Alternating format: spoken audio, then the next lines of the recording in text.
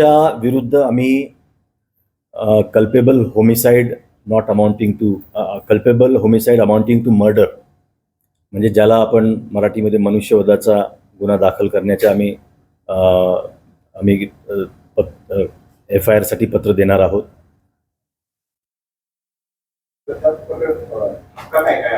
त्यामध्ये ठपकामध्ये एकतर निष्काळजीपणा, म्हणजे ह्या सर्व बाबीमध्ये त्यांनी जो निष्काळजीपणा केला, प्लॅन्टमध्ये सुरक्षिततेच्या बाबीमध्ये त्यांनी जे लक्ष द्यायला पाहिजे होतं. शिवाय ज्या ठिकाणी ही इमारत होती त्या इमारतीच्या शेजारी एवढा मोठा कचऱ्याचा डोंगर होता, सातत्याने अतिवृष्टी होत होती, त्यासाठी त्यांनी काही खबरदारी घेतली का? त्यांना जर या बाबतीमध्ये त्यांनी या कचऱ्याचा डोंगर कुठे ढासळतोय का याबाबत त्यांनी पाहणी केली होती का?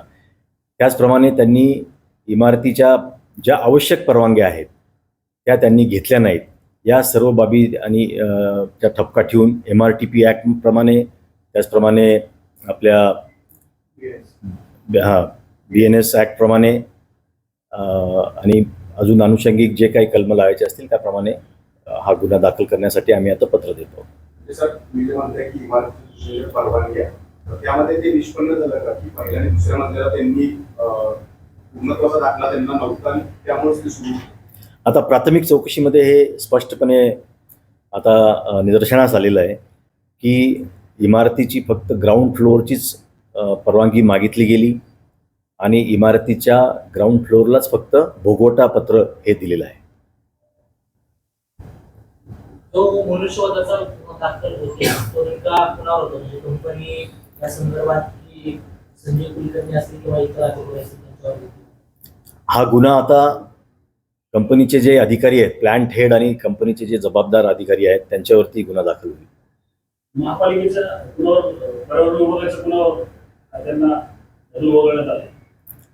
नाही, याच्यामध्ये प्राथमिकता पूर्ण ही सुरक्षिततेची जबाबदारी ही कंपनीची होती आणि कंपनीनेच ही इमारत बांधलेली असल्यामुळे, शिवाय तिथल्या सुरक्षेची जे ॲग्रीमेंट आहे त्याच्याप्रमाणे सुरक्षेची जबाबदारी प्लॅन्टमध्ये ही कंपनीची असल्यामुळे कंपनीच्या अधिकाऱ्यांविरुद्ध गुन्हा दाखल होईल.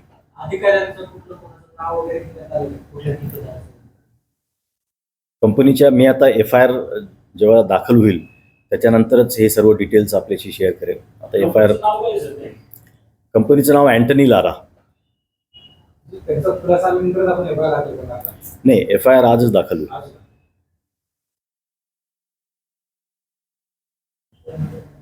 अजून काही प्रश्न?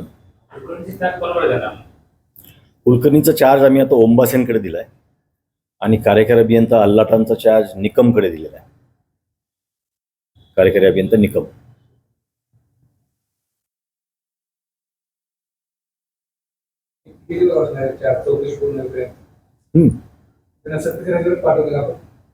त्यांच्या आता उद्या म्हणणं आल्यानंतर पुढची इमिजिएट कारवाई करू आपण. आता कोणतंही कामकाज न ठेवता त्यांच्याकडे तसंच ठेवलेलं आहे. चौकशी निष्पक्षप्रमाणे व्हावी हा देखील त्याचा हेतू आहे आणि आता शासनाने देखील शासन स्तरावरूनच समिती अपॉइंट केल्यामुळे त्या समितीमध्ये महापालिकेचे कोणी अधिकारी कर्मचारी नाही आहेत. फक्त एक सहाय्यक आयुक्त याच्यासाठी आहेत की या कमिटीला जे काय सर्व मदत लागेल, कागदपत्र लागेल ते करण्यासाठी आपत्ती व्यवस्थापनचे एक सहाय्यक आयुक्त त्याच्यामध्ये. हां, जे कोण सदस्य सचिव आपण होता.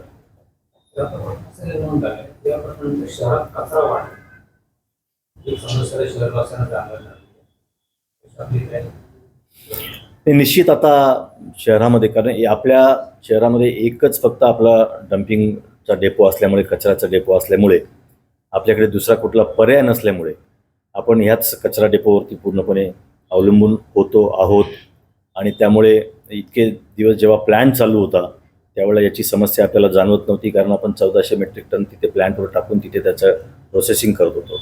परंतु आता पर्यायी जागा नसल्यामुळे निश्चितच ही समस्या फार मोठी येते. मला कल्पना आहे बऱ्याच ठिकाणी कचरा उचललेला गेलेला नाही आहे. आता आपण देहू कॅन्टॉन्मेंट नंतर HA कंपनी यांना रिक्वेस्ट करून आपण तात्पुरती फक्त आपला कचरा टाकण्यासाठी म्हणून परवानगी मागितलेली आहे. परंतु हा प्रश्न अत्यंत गंभीर आहे आणि आपल्याला अत्यंत तातडीने पर्यायी व्यवस्थेसाठी महापालिका क्षेत्रामध्ये किमान 4-5 ठिकाणी आपल्याला ही व्यवस्था करावं लागेल, कारण शहराची जी वाढ आहे ती अतिशय झपाट्याने होते आणि त्या वाढीप्रमाणेच कचऱ्याची देखील वाढ होणार आहे आणि त्यामुळे कचऱ्यासाठी आपल्याला अनेक ठिकाणी आपल्याला प्रोसेसिंगसाठी डेपोची गरज आहे.